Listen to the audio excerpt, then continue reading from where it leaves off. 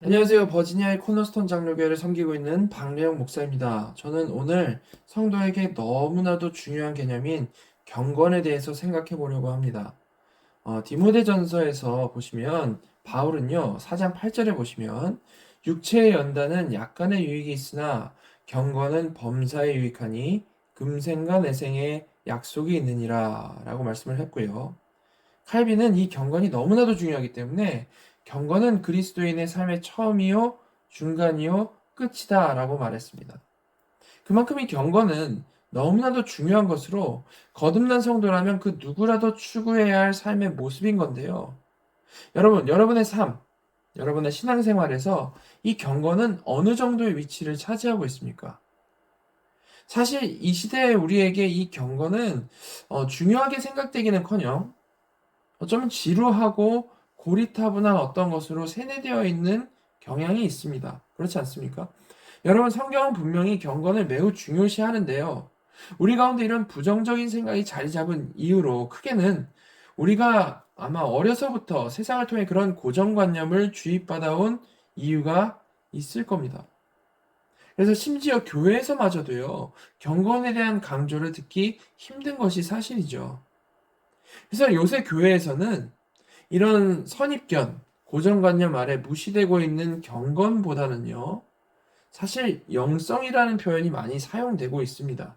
우리가 가진 느낌의 경건이라고 하면 말씀드린 대로 뭔가 좀 고리타분한 느낌이 나지만 영성이라고 하면 뭔가 좀 신비하고 영적으로 깊은 무언가로 느껴지기 때문이죠. 자, 그러나 여러분, 이 영성이라는 단어는 사실 성경에 정확히 나온 표현은 아닙니다. 그 말은즉, 이 영성이라는 것은 성경에 근거하여 정확히 정의를 내릴 수 있는 단어가 아니다라는 것이죠. 나쁘다 좋다를 말하기 이전에 성경적으로 정확히 정의될 수 없다라는 겁니다.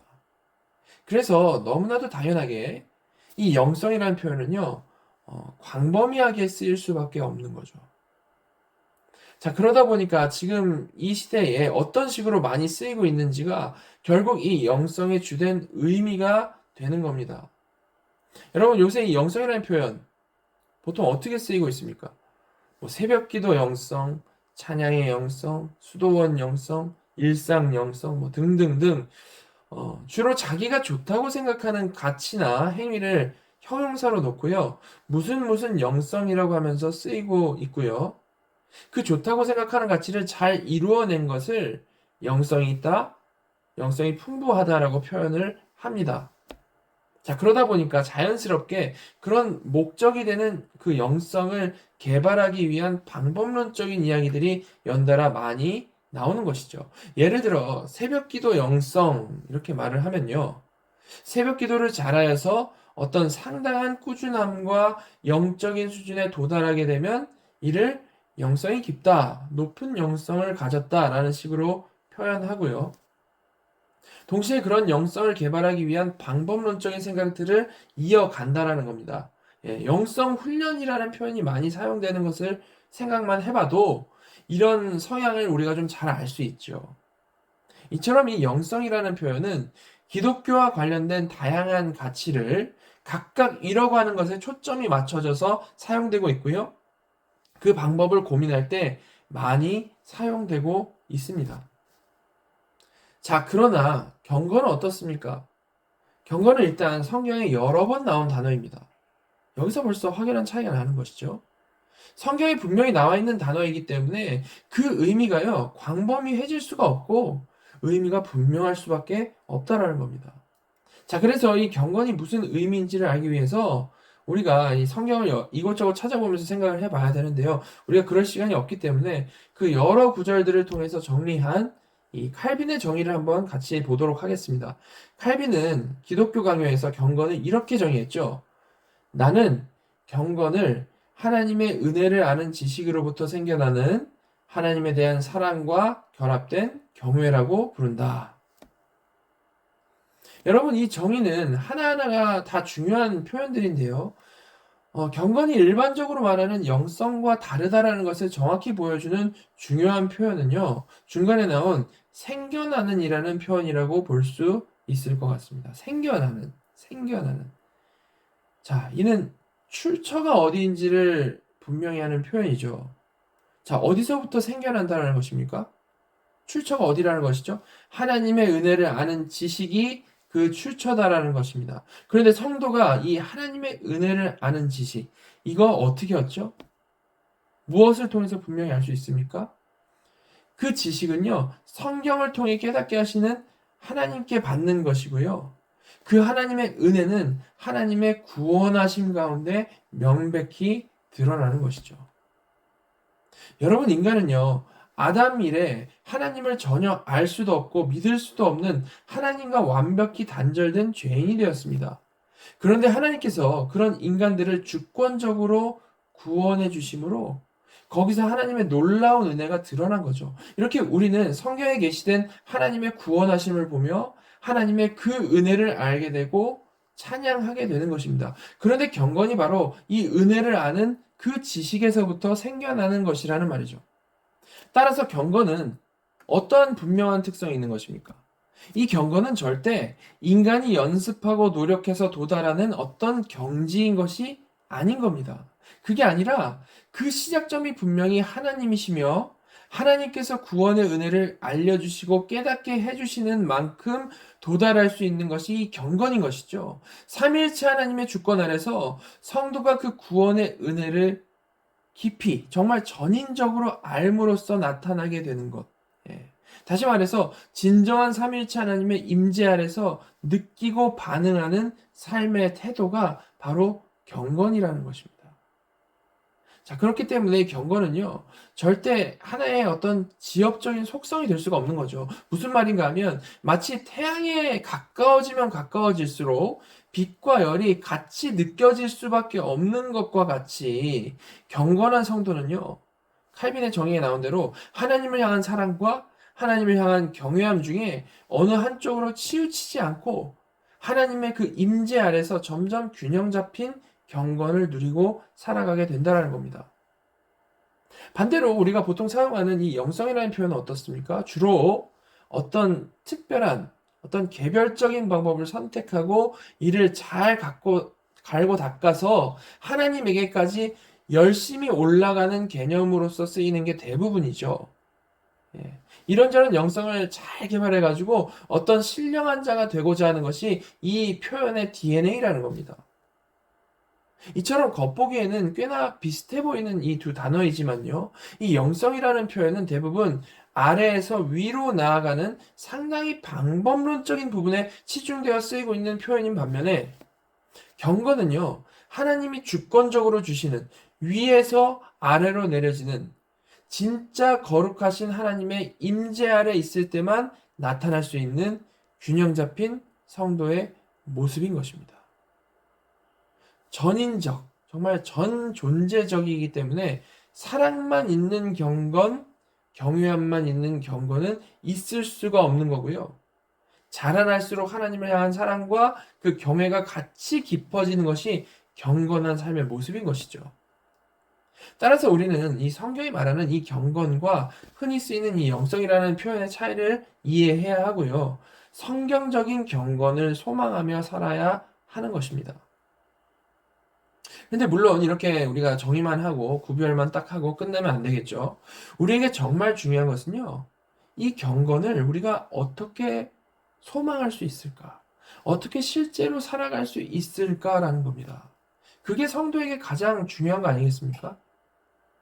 그러나 물론 뭐 지금까지 말씀드린 대로 영성을 추구하는 것처럼 어떤 방법론적으로 우리가 접근을 해가지고 경건에 이르는 방법 1, 2, 3 이렇게 해가지고 정리할 수 있는 건 아닙니다. 왜냐하면 말씀드린 대로 이 경건은 철저히 하나님의 주권에 달린 것이기 때문이죠. 어떻게 해야 할까요? 그냥 하나님이 해주시길 기다리면 끝인 걸까요? 그렇지 않겠죠. 여러분, 우리의 구원을 생각해 보면요.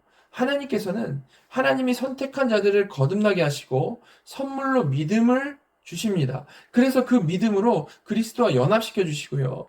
성령님께서는 그들을 평생 동안 인도하심으로 구원해 내시죠. 이렇게 우리의 구원은요. 전적인 하나님의 주권입니다. 그러나 중요한 것은 그렇다고 해가지고 전적인 하나님의 주권이라고 해가지고 우리가 그냥 멍하니 있어도 구원받는 자는 그냥 구원받는 것, 그런 건 아니라는 거죠. 예. 왜냐하면 하나님께서는 우리에게 주신 그 믿음으로 우리를 반응하게 하시고 성령 안에서 소원을 두고 행하게 하시는 그런 하나님이시기 때문입니다. 자, 여러분, 이와 마찬가지로 하나님께서는요, 분명 성도를 주권적으로 경건하게 하십니다. 하나님의 주권이죠. 그러나, 그렇다고 해서, 그저 그냥 경건해질 날이 오기만을 멍하니 그냥 기다리자라는 말을 하는 것은 아니라는 겁니다. 사실 우리의 삶을 돌아보면요, 절대로 그렇게 무언가를 그냥 멍하니 기다릴 수 있는 여지가 있지 않죠. 여러분, 사실 사람의 인생은요, 끝없이 이어지는 다양한 상황들의 연속이라고 볼 수 있습니다. 물론 우리는 각자 수많은 그럴듯한 계획을 가지고 살아가죠. 그러나 사실 잘 생각해보면 그 수많은 계획을 이뤄내는 것 이전에 내 능력을 벗어나는 상황 가운데 정말 정신 못 차리고 이리저리 밀려다니며 살아가는 게 솔직하게 평가된 우리의 모습인 것입니다. 예를 들어서 전 인생을 투자해서 무언가를 이뤄냈는데 갑자기 막 암 말기 판정받고 그러는 게 우리네 인생 아닙니까? 그렇죠? 이렇게 내가 가진 계획을 실행하고 이루는 것도요, 전적으로 하나님이 허락하신 상황 아래서 이뤄내는 것일 뿐이라는 말입니다. 그래서요, 불신자는 보통 그런 수많은 인생의 파도에 휩쓸려가지고 어떻게 살아갑니까? 그저 그냥 수없이 흔들리며 살아가겠죠. 그러다가 자신의 감정에 좀 솔직한 사람은요, 거기서 어떤 좌절과 분노를 쌓아가는 것이고, 그렇지 못한 사람은 아무렇지 않다라고 그냥 스스로를 속이든지, 아니면 뭐 인생 별거 없다라고 애써 부인하는 허무주의에 빠지는 거죠. 이렇게 사람들의 겉모습은요, 다 달라 보이지만 사실 자기 힘으로 통제가 되지 않는 이 세상의 파도 속에서 상처받고 버티며 우리는 살아가고 있는 것일 뿐입니다. 물론 성도도 처한 상황은 사실은 마찬가지죠. 아무리 그럴듯한 계획을 세운다 해도 하나님이 허락하신 상황 아래서 그 가능성을 타진해 보는 것 뿐인 것입니다. 여러분, 이렇게 성도 역시도 이런 똑같은 상황 가운데 살아가고 있다라는 거죠. 그러나 성도는 그럼에도 불구하고 분명히 다른 점이 있다라는 겁니다. 그게 뭡니까? 그게 뭡니까?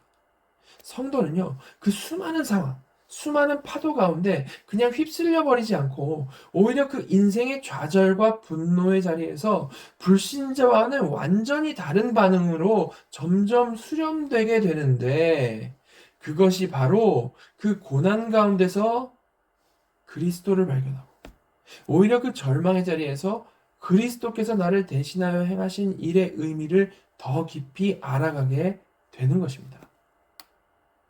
이렇게 같은 세상 속에서 살아가지만요, 완전히 다른 반응을 내어놓는 것이 불신자와 성도의 차이인 것이죠. 성령님께서 이런 다름을 만들어 내신다라는 겁니다. 그래서 베드로 사도는 이렇게 말씀하는 거죠. 베드로전서 4장에 보시면 12절 13절에 이런 말씀이 있습니다. 사랑하는 자들아, 너희를 연단하려고 오는 불시험을 이상한 일 당하는 것 같이 이상히 여기지 말고 오히려 너희가 그리스도의 고난에 참여하는 것으로 즐거워하라. 이는 그의 영광을 나타내실 때에 너희로 즐거워하고 기뻐하게 하려 함이라. 여러분, 죄로 인해 모든 사람의 인생에는 고난이 있습니다. 이는 말씀드린 대로 성도에게도 전혀 예외가 아니죠. 오히려 하나님께서는 이런 고난을요, 성도에게 예외로 두시는 거 아니라 연단하려고 오는 불시험으로 사용하신다라는 겁니다. 그리고 진짜 성도는 바로 그 불 가운데서 언제나 그리스도를 증거하시는 성령님에 의해서 그리스도를 더 깊이 발견하게 되는 것이고요. 오히려 그리스도의 고난에 참여하는 것으로 심지어 뭐라고 말씀합니까? 즐거워하는 데까지 이르게 된다라는 것이죠. 여러분, 이런 인생의 연단을 통해 도달하게 되는 결론이 바로 경건이라는 겁니다. 경건. 정말 하나님이 빚어내시는 것이 경건이라는 겁니다. 그런데 물론 그 빚어내시는 손길 가운데 우리는 성령 안에서 점점 바른 반응, 칼빈이 말한 하나님에 대한 경외와 하나님을 향한 사랑을 내어놓는 것이죠. 연단을 통해 죄가 얼마나 무서운 것인지와 연단을 통해 그리스도의 나를 향한 사랑이 얼마나 절절한지를 배우기 때문에 경건한 성도는요, 이 사랑과 경외를 균형 있게 갖게 되는 겁니다. 이처럼 우리가요, 영성을 추구하는 마음 자세처럼 내가 무언가를 갈고 닦아서 그 노력으로 하나님께 가까워지겠다라는 식의, 우리가 뭔가를 계획하여 이룰 수 있다라는 생각을 갖는 것은요, 사실 이게 잘못된 기대와 방식을 쫓는 것일 뿐인 것입니다. 물론 이건 분명히 가상한 생각이고요. 믿는 사람은 그런 계획과 노력을 하는, 어쩌면 하나님을 향한 그런 지향성과 열정이 있는 사람 맞습니다. 이런 고민 해야죠.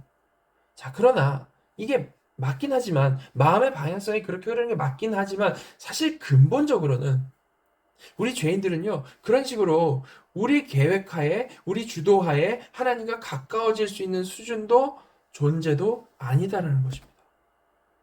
그게 아니라 성도는 하나님의 주권 아래 벌어지는 인생의 모든 상황 가운데에서, 내 안에서 주장하시는 성령님의 그 인도하심 아래서 결국에는 예수 그리스도를 더 깊이 알아감으로써 경건에 이를 수 있게 되는 것입니다. 정말 하나님께 주권이 있으므로 우리는 이를 소망하며 은혜를 구해야 마땅한 것이죠. 저와 여러분 모두가 하나님이 우리 인생의 크고 작은 모든 상황을 통해서 길이신 그리스도를 바라보게 하실 때에 이에 우리가 온전히 반응함으로, 순종함으로 삼위일체 하나님 안에서 그 복된 그 경건에 이르는, 그리고 그 경건함 가운데 주님이 주신 생명을 날이 갈수록 더 풍성히 누리는 하나님의 귀한 자녀들 다 되기를 소망합니다. 같이 기도하도록 하겠습니다. 하나님, 저희 인생의 모든 상황 가운데에서 성령님의 인도하심에 온전히 반응하기를 원합니다. 그래서 그 모든 연단 가운데 경건에 이르는 복을 누리게 하여 주시고, 날마다 하나님을 사랑하고 경외하는 마음으로 충만한 자녀들 다 되게 인도하여 주시옵소서. 이 모든 말씀 예수 그리스도의 이름으로 감사하며 기도드렸습니다. 아멘.